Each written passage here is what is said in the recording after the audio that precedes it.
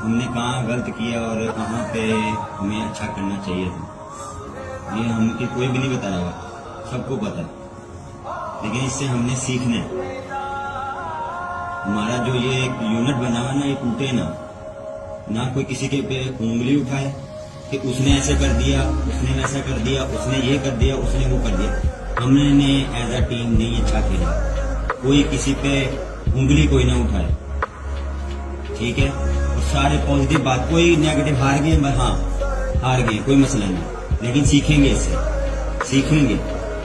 सीखेंगे यही आगे जो आगे थी क्रिकेट, उसमें ये चीजें नहीं हम दुराएंगे। और मैं फिर आपको कह रहा हूँ, ये चीज टूटे ना, ये हमने बड़ी मुश्किल से, टाइम लगता है भाइयों, ये जोड़ जो है ना वो बड़ी मुश्किल से होता है। एक हार से कोई भी निकले ना इसमें से।